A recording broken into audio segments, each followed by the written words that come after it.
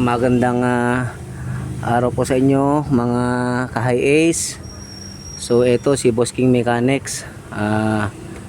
Nagpalit po tayo ng kanyang timing belt. So yan, naisalpak na natin ang kanyang timing belt, and then susunod ko na lang yung drive belt mamaya. Ito yan. So ito mga kakosa,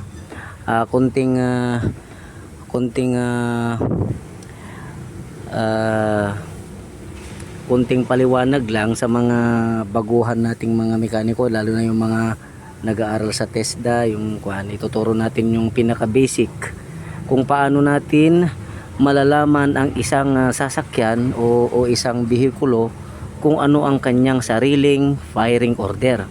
So mga kakosa natin dyan na mga baguhan na magmimekaniko, ito ay basic lang po sa atin. So ipapaliwanag natin in actual. So ito mga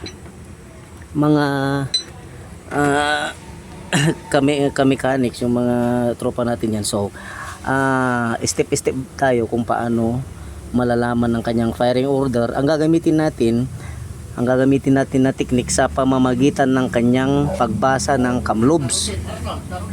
Yan, yung boss tagblablagak. So yan. So gagamitan natin siya ng technique about itong ating camshaft, itong kamloops. Dito tayo magbabasa mga kakosa dyan sa mga nag-aaral na baguhan. So kung ano yung posisyon nitong ating kamloops sa pag-ikot ng ating camshaft gear, yan. So ito, naka-timing na siya na nakauno. Yan po yan, nakauno siya, nakauno yan.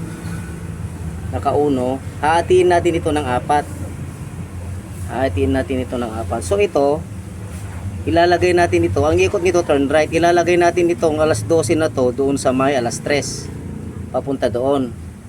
Yan, alas 3. Yan. Hatiin natin. So ngayon, may taga-ikot tayo dito. Ikutin mo nga turn right. Ikutin mo nga Raymond. So ito lang ang ating titignan. Kung ano yung posisyon nito, ang susunod na magiging posisyon ay yun ang second na firing order. So ikutin mo Raymond. Ikutin mo turn right. Yan. Pababa mo. Yan. Sige, ikutin mo. Tignan natin ang kamloops kung ano yung susunod na mag-fire. Sige lang, sige, ikutin mo, isublim mo na.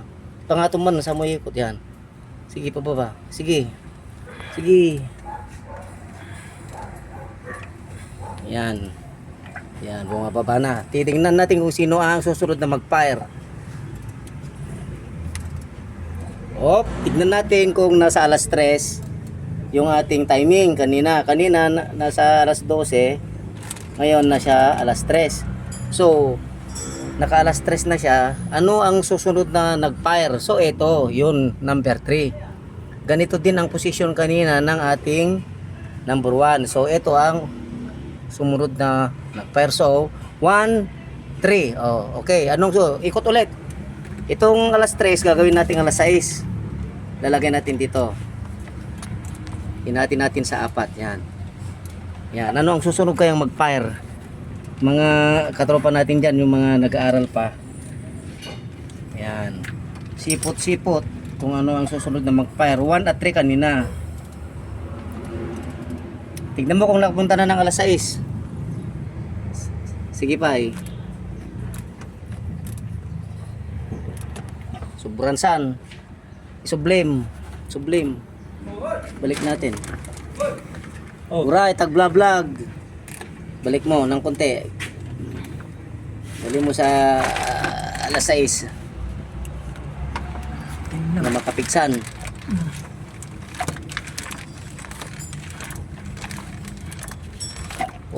Yan. So ang susunod na mag-fire, ito 4 yan. Kita nyo? Yan Yan, ganito yung posisyon kanina sa number 1. So ang nag-fire na 1, 3, 4. So ang susunod na mag-fire, walang iba kundi yung number 2. Ganon din na magiging posisyon. So ikutin na natin. I-fire natin. Dalhin natin ito sa alas 9. Beta gray wala sa akin.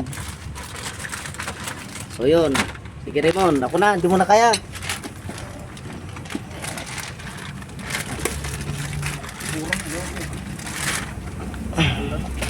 Sumulay ginatang mo kasi. Oh, mangbati ka tayo. Pasensya na, magulo yung video. Yan, yung nagpunta na sa alas 9. Yan. So, yung sumunod na mag-fire yung huli ay 2. So, ang firing order nito mga kakusa, firing order ng sasakyan na to, D4D, 2KD man or 1KD, 1, 3, 4, 2. Yan. So, itong timing ibalik natin sa number 1 para babalik yung position dito ng camlobs. Pag ibalik, Apo Raymond, yung timing, sublime mo dyan alas 12. Sige pa eh. Makatiksan pila ka eh. Kasit pa eh. Kunti na lang. Yan o, yan. Nag-uno ulit siya. Yun, nasubrahan mo. Una. Yun, nakatapat na siya doon sa may arrow. Yun. O, so, ito yung kanyang camlobs action. Yan po mga tropa. 1, 3, 4, 2.